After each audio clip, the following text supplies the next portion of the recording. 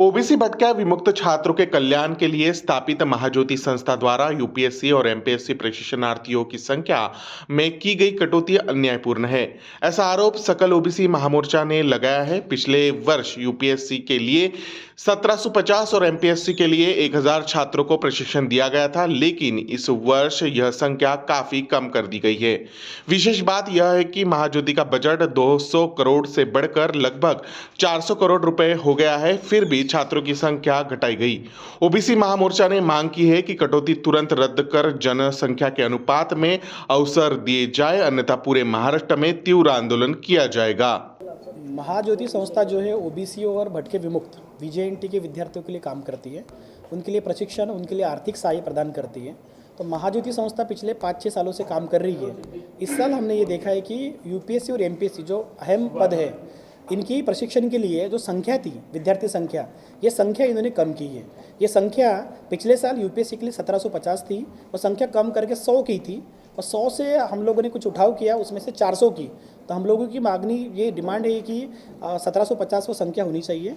और दूसरा जो एमपीएससी है, राज्य सेवा जिसको बोलते हैं, उसकी संख्या भी 1000 थी, वो 1000 से 200 की थी, 200 से अभी 400 किया है। लेकिन जो पूरा पॉपुलेशन देखते हैं, लोक संख्या देखते हैं, तो लोक संख्या बहुत बड़ी है ओबीसी की, और 400 से ऊपर जाती है। तो इसमें ये बहुत शर्म की बात है कि 400 जातियों के लिए 400 सीट, तो ये ज़्यादा बढ़ना चाहिए और संख्या ज़्यादा बढ़नी चाहिए। संख्या मतलब लोक संख्या के अनुपात में सीट्स मिलनी चाहिए। उसके अलावा बार्टी नाम की जो संस्था है, बार्टी नाम की संस्था और आरटी जो बार्टी से निकली हुई है, मतलब एक अनुसूचित जाति समाज है, तो उनके लिए अच्छी मात्रा में इस बार संख्या दी है, जो हर साल देते हैं। एमपीएससी के लिए उन्होंने 1500 सीट्स दी है, जो कि हमारी अभी 400 है। इसके लिए कौन जवाबदार है? इसके लिए राज्य सरकार जो है, राज्य सरकार की कंपनी है, तो राज्य सरकार ने इस पर ध्यान देना चाहिए, क्योंकि बार बार ये क्वेश्चन मुख्यमंत्री साहब की मीटिंग्स में भी उठाए गए हैं और काफ़ी बार महाज्योति के बारे में चर्चा हुई है। लेकिन महाज्योति को फंड भी जो बढ़ाने की बात है वो भी नहीं की उन्होंने। और दूसरी बात, महाज्योति की जो भी मिनिस्टर होंगे और एमडी होंगे, इन लोगों में ये बात बतानी चाहिए कि लोक संख्या के अनुपात में ही संख्या मिलनी चाहिए। सरकार तो कुछ भी दे सकती है, वित्त विभाग तो कम भी कर सकती है जगह, लेकिन ये महाज्योति का काम है कि ये संख्या बढ़े और उसके लिए कुछ पैरवी करें। आपने कुछ अभी आरोप लगाया कि कुछ फंड आता है, लेकिन वो ओबीसी सकल ओबीसी समाज के लिए जो यूज होना चाहिए वो नहीं होते। नहीं, हमें ये लग रहा है कि जैसे हम लोग बोलते हैं कि सीट क्यों कम की, तो उसमें ये बताया जाता है कि भाई फंड कम है। तो हमें ये लगता है कि फंड अगर बढ़ रहा है तो फंड बढ़ने से तो सीट बढ़नी चाहिए, और सीट इतनी बड़ी मात्रा में कम हो रही है, इसका मतलब हम तो यही बोलेंगे कि जो फंड यूज़ हो रहा है, हम ये नहीं बोल रहे कि कहीं पे भी यूज़ कर रहे हो, लेकिन वो जो मेन चीज़ है यूपीएससी एमपीएससी की तरह, इस पे जो फंड यूज़ होने वाला था उस पे नहीं हो रहा है। तो हमें ये लग रहा है कि कहीं दूसरी जगह पे जो विद्यार्थी के हित में नहीं है, हो सकता है ऐसी जगह पे भी फंड यूज हो सकता है, इसलिए हम लोगों ने ये बोला। पिछले साल का जो फंड है इस पर बढ़ा के दिया है। ये हर साल का फंड जैसे 300 करोड़ रुपए बोलते हैं, लेकिन हर साल वो फंड उतना ही आता नहीं। लेकिन हमने जो इन्फॉर्मेशन ली है उससे ये पता चलता है कि फ़ंड बढ़ा है और फंड बढ़ के मिलेगा। तो ये संस्था को पता होता है कि अपने को कितना फ़ंड आने वाला है इस एक साल में, तो उस हिसाब से वो प्लान भी बनाते हैं। तो जब फंड उतना ही आने वाला है या उससे बढ़ने वाला है, जैसे हमने प्रेस नोट में लिखा है कि फ़ंड दुपट होने वाला है, डबल होने वाला है, तो संख्या तो डबल होनी चाहिए, कम से कम उतनी रहनी चाहिए। उतनी भी नहीं रह रही संख्या, इसलिए आगे आपकी प्रतिक्रिया क्या है? अभी हम लोगों ने तो इस माध्यम से आंदोलन की भूमिका ली है। हम लोग अभी महाराष्ट्र में जो भी अलग अलग ज़िले हैं, जैसे पुणे हमारा बहुत बड़ा सेंटर है, और औरंगाबाद हो गया, संभाजी नगर है, और दूसरी भी जगह पे हम विद्यार्थियों को बताएंगे कि भाई ज़्यादा से ज़्यादा संख्या में इसमें सहभागी हो और वो आंदोलन की राह पे चले, जिससे कि संख्या बढ़े।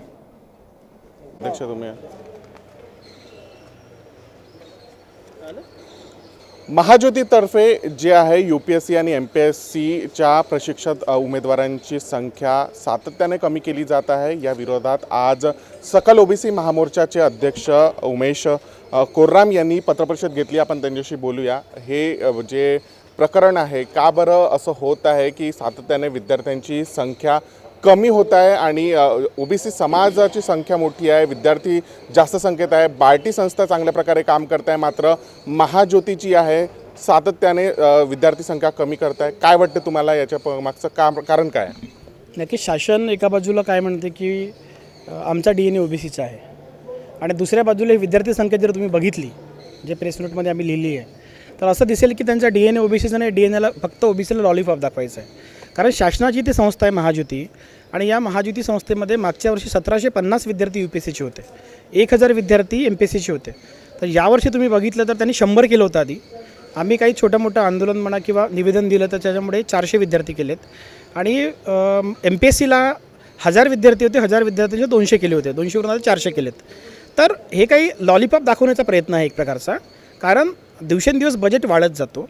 बजेट वाढल्यामुळे संख्या वाढली पाहिजे. लोकसंख्या इतकी जास्त आहे, 400च्या वर तर जाती आहेत OBCच्या. तर अशा ठिकाणी जी कमीत कमी ज्या जागा आधी होत्या तितक्या तरी जागा त्यांनी ठेवायला पाहिजेत, त्या जागा पूर्ववत केल्या पाहिजेत. उलट दक्षी ते जागा वाढल्या पाहिजेत, कारण बजेट वाढत चाललेलं आहे, सगळं वाढत चाललेलं आहे. तर त्यावेळी आमचा आक्षेप हाच आहे की त्या जागा पूर्ववत झाल्या पाहिजेत. आणि शासनाने महाज्योतीला सुद्धा सांगितलं पाहिजे की तुम्ही सुद्धा त्या जागा वाढवा. आणि महाज्योतीला सुद्धा आमची विनंती आहे की त्यांनी सुद्धा शासनाकडे डिमांड केली पाहिजे की अशा प्रकारची विद्यार्थ्यांची किंवा सकल OBC समाजाची मागणी आहे. तर एकीकडे जे आहे महाज्योती जी आहे आपला अहवाल शासनाकडे पाठवत असते आणि अनुदान जे आहे मागत असते.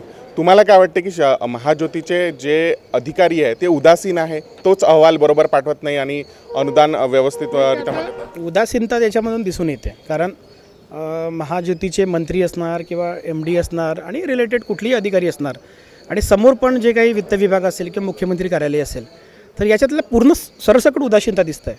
म्हणजे एक ती महाज्योतीचे MD उदासीन आहेत असे नाही, तर मुख्यमंत्री उदासीन आहेत, वित्तमंत्री उदासीन आहेत आणि मंत्री उदासीन आहेत. त्याच्यामुळेच ही सगळी संख्या आलेली आहे. तर आमची या माध्यमातून विनंतीच आहे या सर्वांनी एकदा बसून OBCची संख्या कशी वाढेल, OBC विद्यार्थ्याला कसा फायदा होईल, OBC विद्यार्थी कसा मुख्य प्रवाहात येईल याकडेच लक्ष दिलं पाहिजे. आणि हे आम्ही तर म्हणून की मुख्यमंत्र्यांपासून तर महाज्योतींच्या अधिकाऱ्यापर्यंत सगळेच उदासीन आहेत. एकीकडे जे आहे OBC चा वाटा मोठा आहे आरक्षणामध्ये, आणि त्या हिशोबाने OBC विद्यार्थ्यांची संख्या पण एक सातत्याने वाढायला पाहिजे या सगळ्या याच्यामध्ये. तर का बरं ही असं होत आहे की संख्याच कमी होत आहे? OBCंना शासन गृहीत धरत आहे. त्यांना असं वाटतं आहे की OBCला काही नाही दिलं तरी चालेल. OBCंना कुठला तरी वेगळे रंग देऊन त्यांना बरगवण्याचा प्रयत्न असते, त्यांना कोंडीत टाकण्याचा प्रयत्न असते. OBC तितका जागरूक नाही आहे जितका जागरूक पाहिजे आहे. त्यासाठीच हे सगळे विद्यार्थी सगळे समोर येत आहेत की OBC समाजानेसुद्धा जागरूकता दाखवली पाहिजे आणि आपले अधिकार मिळवले पाहिजेत. पण शासनाला कुठंतरी वाटतं की यांना लॉलीपॉप दिलं तरी चालतं आणि आपण असं जिंकत राहू. तर तसं आता याच्यानंतर चालणार नाही, कारण की विद्यार्थीसुद्धा आता आक्रमक होत चाललेला आहे, विद्यार्थी जागृत होत चाललेला आहे. तो आपले अधिकार मिळवण्यासाठी प्रयत्न करेल. मग आता तुमची भूमिका काय आहे? तुमची नेमकी मागणी काय आहे या विषयावर? काय व्हायला पाहिजे? जागा वाढल्या पाहिजेत, जागा पूर्ववत झाल्या पाहिजेत. ज्या जागा जितक्या होत्या तितक्या तरी कमीत कमी राहिल्या पाहिजेत. जर बजेट दुप्पट झाला असेल किंवा बजेट वाढला असेल तर त्या पद्धतीने जागा वाढवल्या पाहिजेत. आणि जर वाढवत नसतील तर आम्हाला आंदोलनाची भूमिका घ्यावी लागेल. OBCच्या विद्यार्थ्यांची जर संख्या वाढत नसेल तर सकल OBC महामोर्चा जो आहे आंदोलनाचा पावित्रा उचल अशी त्यांची भूमिका त्यांनी आज मांडलेली आहे. कॅमेरा पर्सन विलाससह मी प्रकाश शंकर, महाराष्ट्र TV 24 नागपूर.